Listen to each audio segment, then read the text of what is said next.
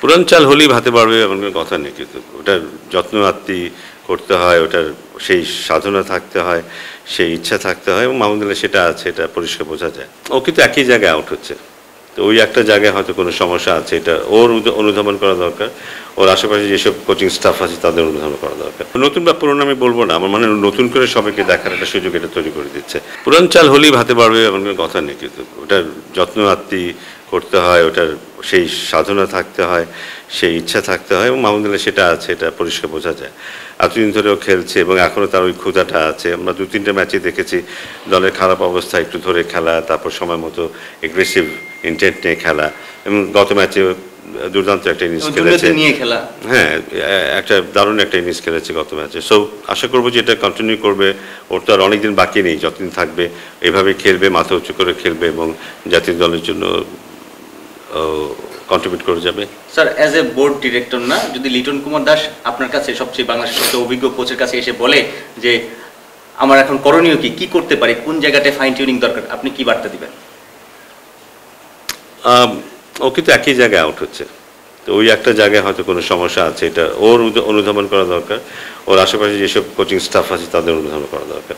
ও slip এরিয়াতে of স্টাম্পের বাইরে ওকে বারবারই বল দেওয়া হচ্ছে, ওখানে হয় বিট হচ্ছে, নয় স্লিপে গিয়ে বল যাচ্ছে। সো ওই জায়গাটায় একটা সমস্যা, টেকনিক্যাল সমস্যা থাকতে পারে, সেটা কনসার্ন যারা কোচরা আছেন তারা সেটা দেখতে পারেন, আমার দেখলে ভালো হয়। হতাশ বলবো না, রেজাল্টটা কিছুটা আমাদের দিকে আসতে পারতো, সেই সুযোগ আমাদের ছিল। 300 রানের কাছাকাছি দুবার আমরা করেছি, তারপর ম্যাচ জিততে না পারা। আমার মনে হয় যে মাঝখানে আমাদের স্পিনাররা কিছুটা হতাশ করেছে, যেরকম উইকেটটা আমরা আশা করেছিলাম যে পেস বলাররা ভালো বল করেছে শুরুতে, কিন্তু সেই ধারাবাহিকতা স্পিনাররা ধরে রাখতে পারেনি। মাঝখানে যদি একটা উইকেট নিতে পারতাম আমরা, তাহলে বোধহয় ম্যাচে আমাদের ভালো অবস্থান থাকতে পারতো, এবং হয়তো অন্তত একটা ম্যাচে ডেফিনেটলি জিততে পারতাম, দুটো ম্যাচেও হয়তো আমরা জিততে পারতাম। সেটা থাকবেই, কারণ অভ্যস্ততা একটা ব্যাপার আছে। আমরা যে ধরনের উইকেটে খেলে থাকি, সেই ধরনের উইকেটে খেলতে খেলতে খেলতে খেলতে দিন ডে ইন ডে আউট খেলতে খেলতে একটা অভ্যস্ততা তৈরি হয়ে যায়, হঠাৎ করে ওটা থেকে বেরিয়ে আসা যায় না। সো ওই উইকেটে ঠিক যেরকম বোলিং করা দরকার ছিল, যেই লেন্থে বল করা দরকার ছিল, যেই পেসে বল করা দরকার ছিল, কিংবা যেই ভ্যারিয়েশন দরকার ছিল, সেটা ওদের মতো করে আমাদের পারার তা ডিফিকাল্ট।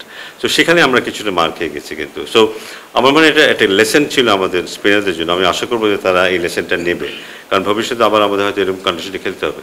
কারণ আমরা আজ এই টি-20 যেরকম কন্ডিশনে খেলছি, তার সাথে কিন্তু কন্ডিশনে কিছুটা মিল আছে, কিন্তু বাউন্স আছে, পেস আছে, আমাদের উইকেটও কিন্তু।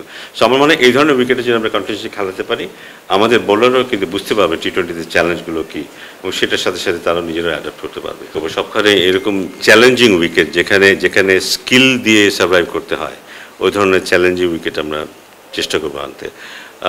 বিশেষ করে বোলারদের জন্য, বোলাররা খুব সহজেই, বিশেষ করে স্পিনাররা খুব বেশি সাহায্য পেয়ে যায় আমাদের লোকাল যে উইকেটগুলিতে, সেখানে যে কারণে ওদেরকে অনেক বেশি পরিশ্রম করতে হয় না। তো আমার মনে হয় যে এই ধরনের উইকেট হলে সেটা ব্যাটসম্যানের জন্য হোক, বলারের জন্য হোক, সবার জন্য কিছুটা চ্যালেঞ্জিং হবে, এবং সেটা সবার গ্রোথের জন্য খুব ভালো হবে।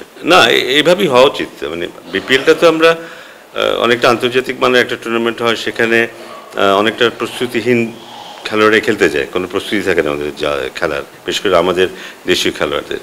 তো এটা একটা প্রস্তুতি নেওয়ার সুযোগ, 1 নম্বর হলো সেটা।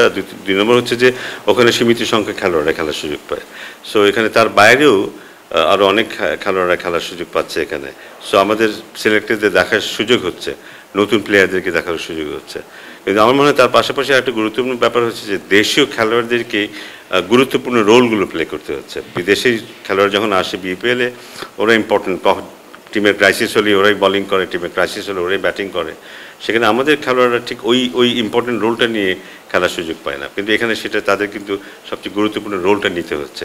সো এখানে অনেকগুলো ম্যানি ফোল্ডেড বেনিফিটস এখানে আছে, আর এর মধ্যে দিয়ে একটা কালচার তৈরি হচ্ছে। কিন্তু আমরা কিন্তু পুরোপুরি এটাকে একটা আন্তর্জাতিক আবহাওয়ার মধ্যে আনার চেষ্টা করছি, যে পুরো সিস্টেমটা ইন্টারন্যাশনাল ক্রিকেট যেমন হয়, যেমন এখানে আমি জানি, নিশ্চিতভাবেই জানি যে খেলোয়াড়রা ফোন নিয়ে কিন্তু ড্রেসিং রুমে যাচ্ছে না, ওদের এরিয়াতে বাইরের কেউ অ্যালাউড না, যে যার যেখানে যতটুকু ততটুকু। পিচের অবস্থা দেখলাম, পিচের কন্ডিশনটা ভালো, আউটফিল্ড ভালো। তো খেলোয়াড়রা আমি যতটুকু শুনেছি বা দেখেছি, ওরাও এটাকে ভালোভাবে নিয়েছে, খুব গুরুত্ব দিচ্ছে। সো আমি মনে করি এই ধরনের টুর্নামেন্ট যদি আমরা ঘরোয়া ক্রিকেটে ছড়িয়ে দিতে পারি, প্রথম শ্রেণীর ক্রিকেটে এমন হওয়া উচিত, বা অন্যান্য যে কোনো টুর্নামেন্ট বলি, এমনকি একটা আন্ডার-14 টুর্নামেন্টও যদি এই ধরনের পরিবেশ তৈরি করতে পারি, খেলোয়াড়রা তাতে কিন্তু অনেক উপকৃত হবে। এবং আমরা যেসব কথাটা শুনে আসছি যে আমাদের খেলোয়াড়রা তৈরি হয়ে উপরে যায় না, সেই কথা থেকে বোধহয় আমরা পরিত্রাণ পাবো। অবশ্যই খেলার ধরনের মধ্যে যে পরিবর্তনটা এসছে, যে আমরা প্রথম ম্যাচই দেখেছি 200 রানের বেশি রান হয়েছে প্রথম ইনিংসে, এবং দ্বিতীয় ইনিংসে সেটা চেজ করার চেষ্টা এবং চেজ করা। এরপরে কিন্তু অন্যান্য দলগুলো চেষ্টা করেছে বড় বড় স্কোর করতে, ইন্ডিভিজুয়াল প্লেয়াররা চেষ্টা করেছে বড় বড় স্কোর করতে, বিপক্ষ দল চেষ্টা করেছে সেটাকে যেন না করতে পারে সেটা চেষ্টা।